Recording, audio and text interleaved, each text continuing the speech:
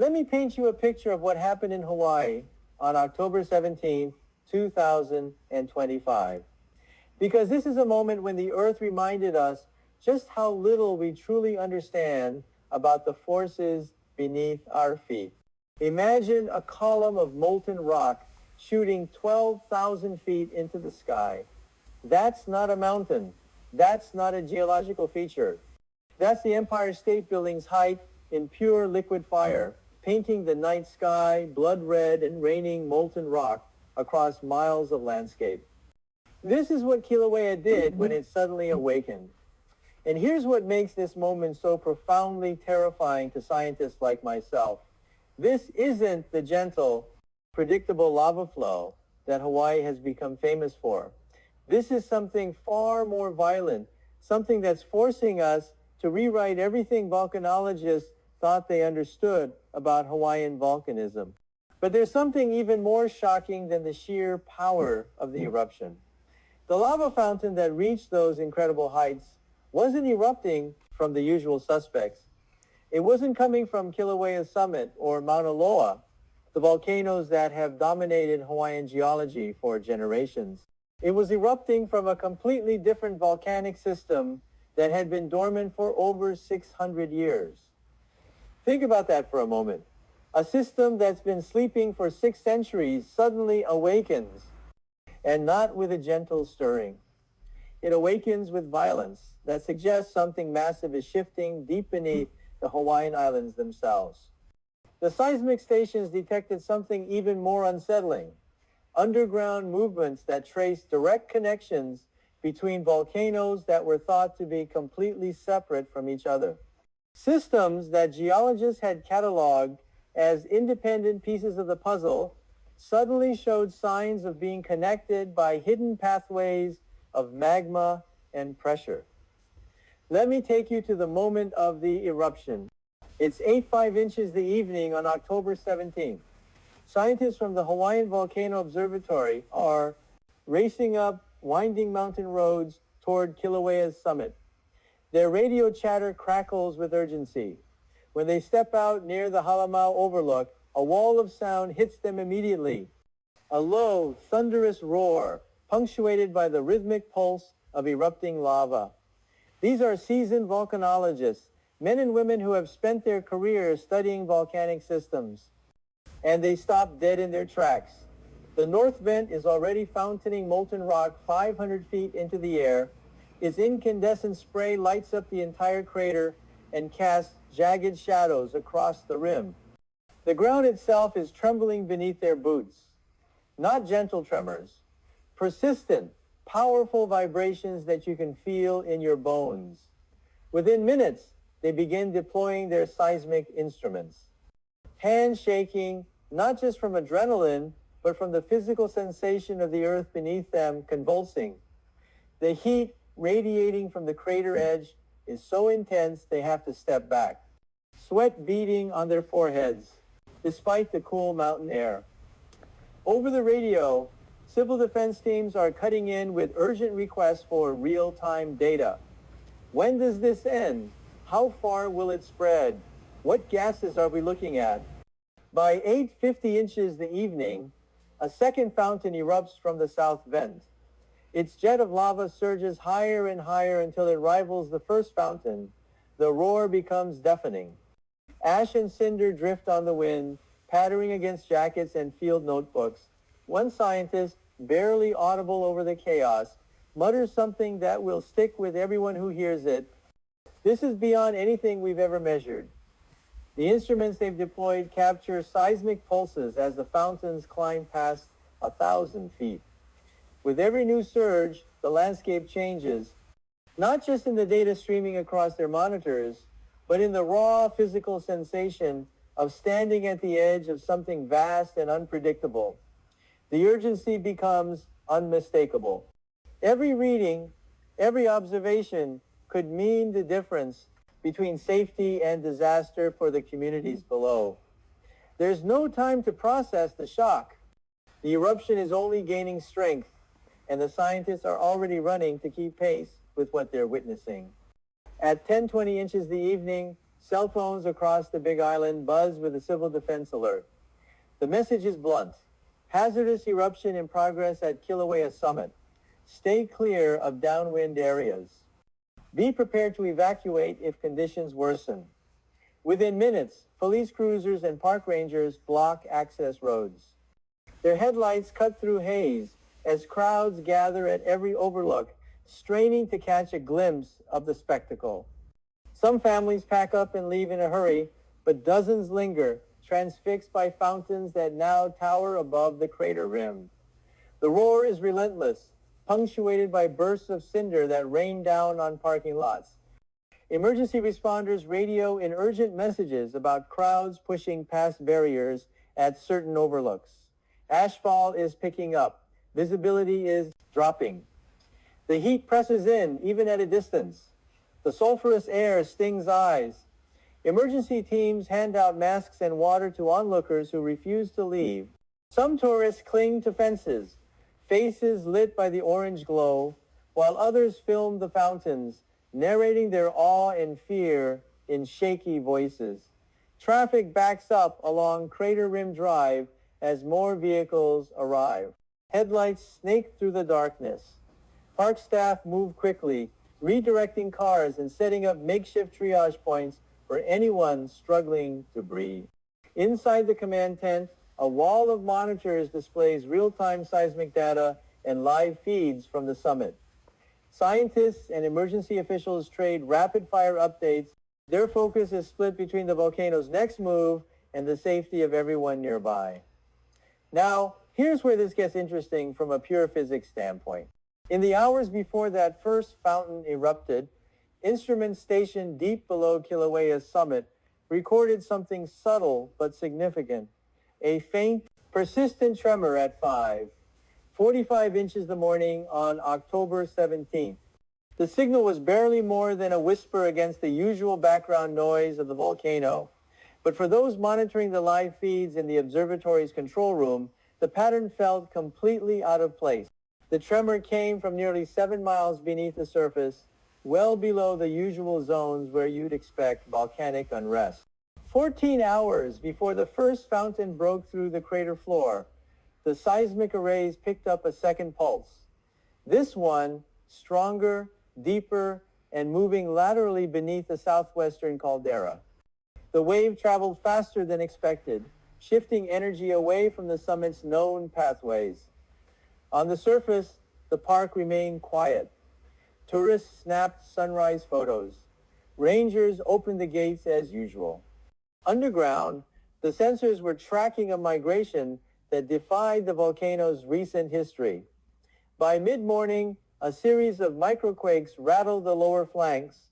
Each event lasted only seconds, too weak to be felt by anyone above ground. But the network of instruments, hundreds of nodes spread across the island, caught every vibration. The signals mapped the slow, relentless push of magma inching upward and outward, connecting regions once thought isolated from each other. Despite these early warnings buried in the numbers, no one could have predicted what would follow. The instruments bore silent witness, logging each tremor and tilt, quietly building a record of the volcano's awakening. In hindsight, the warning signs were there. But when the ground finally ruptured and the fountain soared, it was already too late to change the outcome. What the seismic monitors revealed became the real puzzle. Instead of the usual vertical surge beneath Kilauea's summit, the energy was migrating laterally, racing from the southwestern caldera toward regions that had lain silent for centuries. Each new tremor mapped a hidden pathway, connecting the summit's molten heart to older, deeper structures. The usual boundaries between volcanic systems seemed to blur on the screens. Ground deformation sensors registered a series of inflation and deflation cycles, sharp rises and sudden drops in the land itself, hinting at magma shifting not just upward but sideways into territory that until now had been considered geologically sealed off. As the data streamed in, the urgency in the control room mounted. One HBO seismologist, eyes fixed on real-time plots, put it plainly. The seismic data told us in real time that what was happening was not just another surface eruption. It was a fundamental rearrangement underground. The instruments revealed energy pulsing from the caldera, bypassing the known summit reservoirs, and activating a chain of faults and cracks that linked Kilauea to the broader volcanic network. For the first time, seismic waves were tracing a direct line between Kilauea and dormant systems to the south and west, raising profound questions about how deep and interconnected Hawaii's volcanic plumbing truly is. The implications were immediate and unsettling. If magma could move laterally across such distances, the established models of eruption forecasting would need complete rewriting. Scientists realized they were witnessing not just a spectacular eruption, but a live demonstration of how the island's very foundation could be shifting beneath their feet. Every new reading pressed home the need for answers, especially from the chemistry of the lava now raining down on the crater floor. Only its composition could reveal whether this underground migration was a temporary surge or the start of something much bigger. Lava fountains towering over 1,000 feet don't wait for anyone. Within hours of the first eruption, field scientists scrambled to collect the freshest samples, knowing they had less than 2 days before the lava's chemistry would start to change. The clock was ticking. Geologists in fireproof suits navigated the crater's edge, dodging bursts of cinder and choking clouds of sulfur dioxide.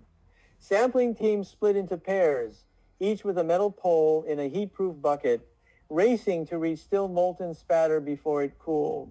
Even a few minutes could mean the difference between pristine glass and crusted rock, crucial for chemical analysis back in the lab. The danger was very real. Temperatures near the vents soared above 1,100 degrees Celsius. Pele's hair drifted on the wind, stinging eyes and skin. Radios crackled with warnings about shifting wind patterns and sudden surges from the fountains. Every step closer to the vent meant greater risk, but the urgency pushed the team forward. They worked fast, scooping glowing fragments from the crater floor, double-bagging samples to shield them from contamination. By sunrise, the scientists had gathered enough material, barely. Each bag carried not just molten rock, but the promise of answers about what was really happening beneath Hawaii. Inside the geochemistry lab at the Hawaiian Volcano Observatory, the mood shifted from adrenaline to intense scrutiny. The first batch of lava samples, still warm to the touch, revealed temperature readings at the upper end of Kilauea's known range, nearly 1,200 degrees Celsius. But it was the trace minerals that drew sharp debate among the team. The samples contained a mix of olivine and clinopyroxene with subtle shifts in magnesium content and volatile levels. The readings were high, yes, but fell squarely within the historic spectrum for summit eruptions. The lead geochemist presented the preliminary data and hit immediate skepticism. A senior colleague pushed back, pointing to isotope ratios and reminding the team that similar profiles had been logged during the 1959 Kilauea Iki eruption.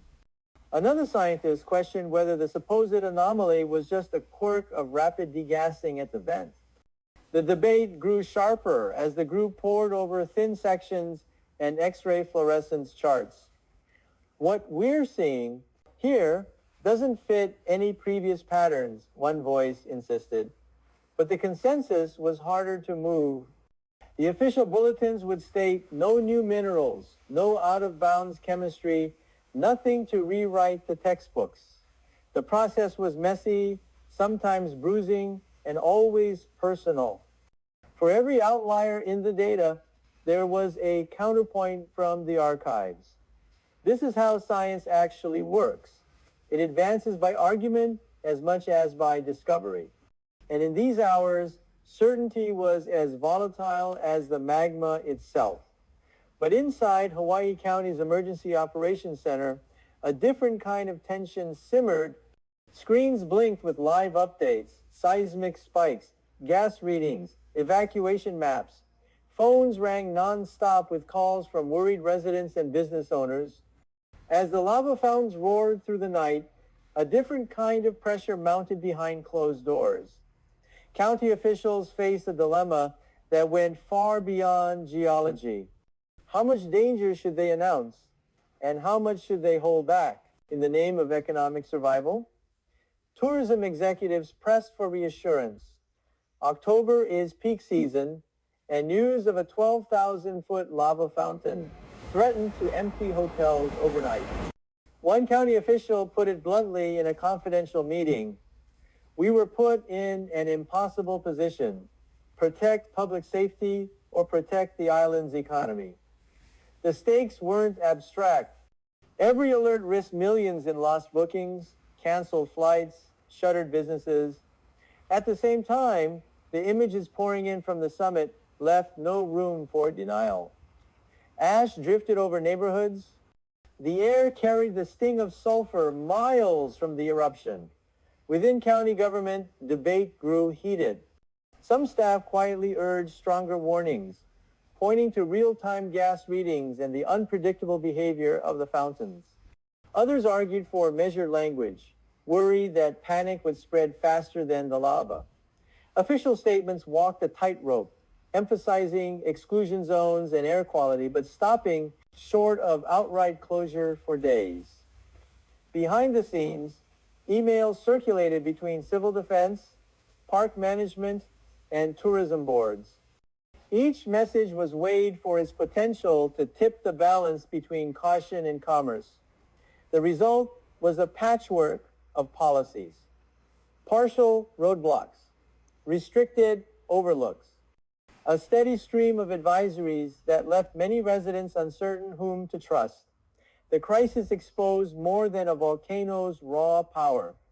It revealed the fault lines running through the island's social and economic fabric, places where science, safety, and survival collided in real time.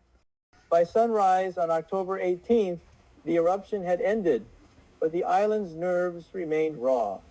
Scientists at the Hawaiian Volcano Observatory worked through the morning, compiling numbers that dwarfed anything in recent memory. In just over 7 hours, Kilauea had poured out 13 million cubic yards of lava, enough to fill more than 4,000 Olympic swimming pools.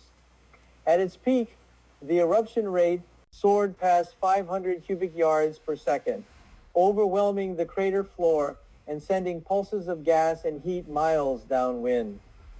Inside the control room, the mood shifted from adrenaline to vigilance. The eruption's abrupt stop did not bring relief. It only brought more questions. Technicians began activating a newly expanded network of seismic and gas sensors, stretching from the summit to the remote flanks, where that night's tremors had first been detected. Engineers ran system checks on GPS and tilt meters, now stationed along fault lines once considered dormant. Data streamed in faster than anyone could process, mapping every shiver and sigh from the ground below. Emergency planners huddled with USGS scientists, reviewing contingency plans for scenarios that until now had been purely theoretical. The new sensor array was designed to catch the earliest hints of magma on the move, but coverage gaps in the island's forests and offshore zones left blind spots that no one could ignore. A senior USGS scientist addressed the team that afternoon. His words were measured but carried the weight of someone who had just glimpsed something profound. If these new pathways stay open, he said, we could be in for a new volcanic chapter across all of Hawaii, something not seen in modern history. This is a wake-up call. The sense of unfinished business lingered in every conversation. The eruption had stopped, but the ground was still restless. The fountains had ceased, but the connections between volcanic systems remained open. The question that kept people awake at night wasn't whether the eruption was over. It was what it meant that the volcanic plumbing of Hawaii had just revealed itself to be far more interconnected than anyone had imagined. For now, everyone watched and waited, knowing that the next warning might come with little time to act. The eruption had shattered records, 13 million cubic yards of lava in under 8 hours. Scientists documented fountains reaching 1,500 feet. Records and expectations lay in ruins. Yet, even with advanced seismic networks and rapid fieldwork, researchers encountered deep tremors and geochemical signals that challenged decades of assumptions about Hawaii's volcanic systems. Some data about trace minerals and new pathways remained under review by the USGS. The precise cause of the eruption's scale and its connection to other volcanic structures was still under investigation. The October eruption stands as the most intense episode in recent Hawaiian history. Clear proof that even the world's best studied volcanoes can still defy prediction. It demands vigilance and humility from all who watch their slopes. And it raises a question that keeps scientists up at night. If the volcanoes of Hawaii are more connected than we thought, if magma can move through hidden pathways beneath the islands, then what else have we misunderstood about the volcanic systems that lie beneath our feet? The eruption provided no answers. It only provided more, deeper questions.